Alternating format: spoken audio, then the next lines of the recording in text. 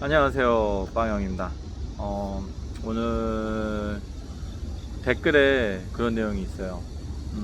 근데 이것도 뭐 이런 연관된 내용들 다 이미 오래전에 얘기를 했는데 또 오랜만에 댓글이 달려서 나이 31살이고 결혼했고 아이도 있다라고 합니다.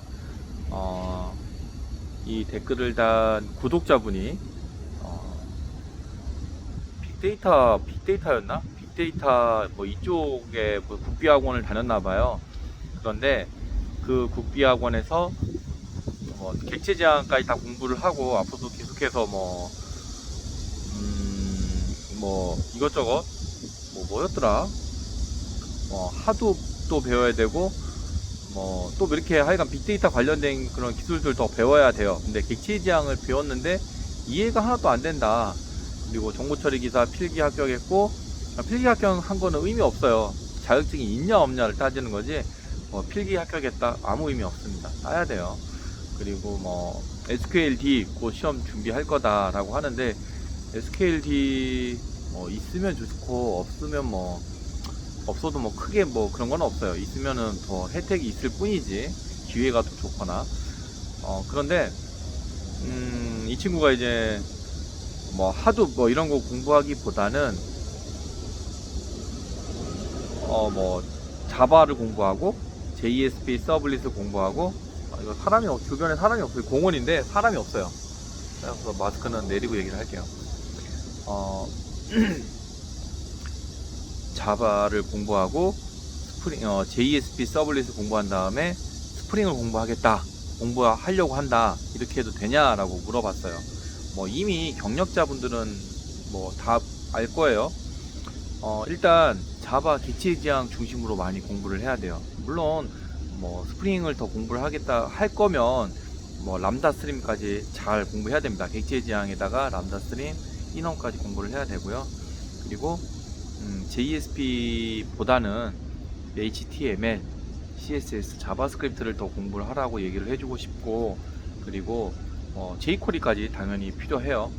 프론트 단을 뷰, 앵귤러, 리액트를 하지 않는 한 jQuery가 있어야 편합니다.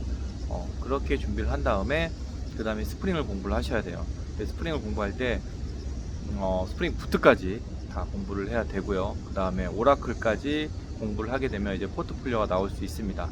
여기에서 이제 제가 지난번도 얘기했지만 도커를 공부를 하면 되는데 이게 처음 접해보면 굉장히 어려운데 막상 해보면 아무것도 아닌데 그 막상 해보면이라는 게 쉽지가 않아요.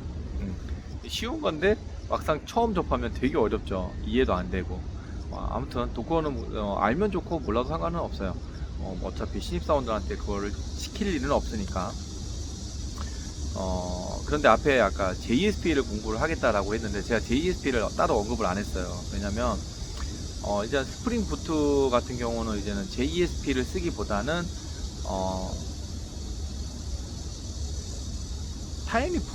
타임리프를 쓰게 되고, 그리고 이제 요번에 프로젝트도 이제 뷰를 썼는데 뷰를 써보니까 이제 중간에 이제 빌드하는 과정이 좀 귀찮아.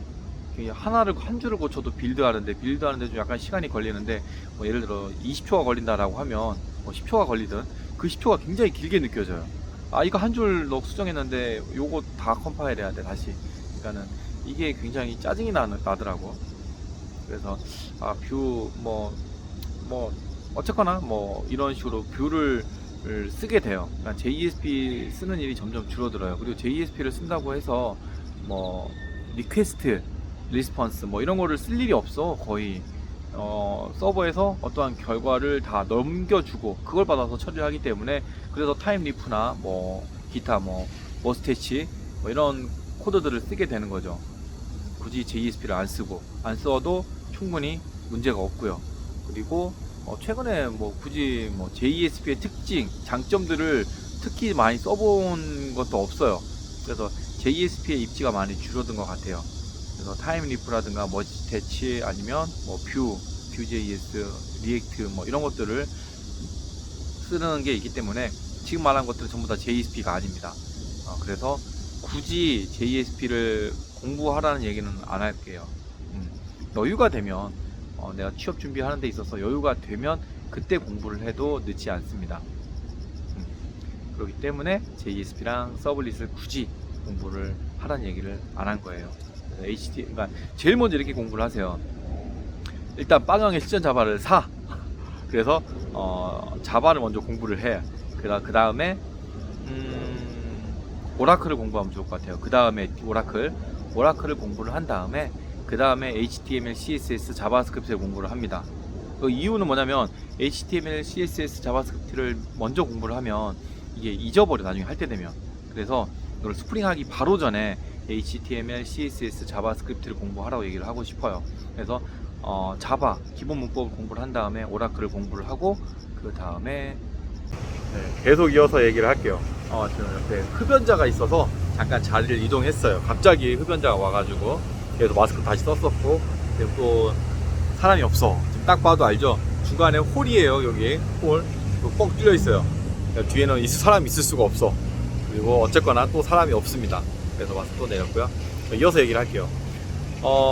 그래서 JSP를 공부를 하는 걸 뛰어넘고 프론트 단을 먼저 공부를 한 다음에 그 다음에 스프링을 들어가면 돼요. 스프링을 공부하면서 이제 자바도 공부를 했고 자바 람다 스트링까지 다 공부를 한 상태에서 시중에 나와 있는 책을 보면 웬만한 거 다 구현을 할 겁니다. 이때 프론트 단 막 공부했잖아요. 그 기술을 바로 이용을 하면서 근데 프론트 단 미적 감각이 없으면 힘들어요. 그래서 부트스트랩을 이용을 하는 겁니다. 이미 기본적인 거는 배웠기 때문에 부트스트랩 금방 적응할 거예요. 그래서 부트스트랩을 이용을 해서 스프링으로 만든 공부한 내용을 바로바로 적용을 해서 구현을 하는 겁니다. 그러면 바로 포트폴리오가 나오겠죠. TV까지 다 공부를 했으니까 마지막에 스프링을 공부하는 거예요. 그래서 스프링, 레거시 스프링으로 한번 공부를 다 한 다음에 이제 부트스트랩을 이용을 해서 다시 한번 만들어 봅니다. 이제 부트스트랩은 RESTful API를 만드는 거죠. 그래서 제이슨 형태로 반영을 한 다음에 그 다음에 프론트 단은 뭐 부트를 그냥 뭐 타임리프를 써도 되고 아니면 뭐 Vue.js나 이런 것들을 써도 되고 그렇게 해서 한번 또 만들어 보고 거기다가 이제 도커도 해보면 좋겠죠. 근데 도커까지 하지 마세요. 시간 너무 많이 걸리니까. 그 정도로 한 다음에 포트폴리오를 만들어서 이제 취업 준비를 하면 돼요. 근데 여기서 이제 SQLD를 취득하면 약간 또 면접의 기회가 더 많아진다라고 했죠. 그래서 그렇게 하면 됩니다. 그래서 JSP까지는 굳이 할 필요는 없어요. 아시겠죠?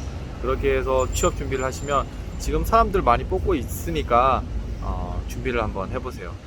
꼭 JSP를 할 필요까지는 없는데 여유가 되면 하면 좋아요. 왜냐면 프로젝트 나갔을 때 JSP 쓰는 프로젝트가 있거든요. 아직까지는 있습니다. 멸종하지 않았어요. 여유가 되면 그때 가서 하세요. 스프링까지 한 다음에 해도 돼요. 네. 그리고 레거시 스프링에서도 타임리프를 쓸 수 있으니까 그거는 뭐 옵션만 주면 되는 거예요. 네. 이번 영상은 여기까지 하고요. 다음에 또 좋은 영상으로 찾아오겠습니다. 감사합니다.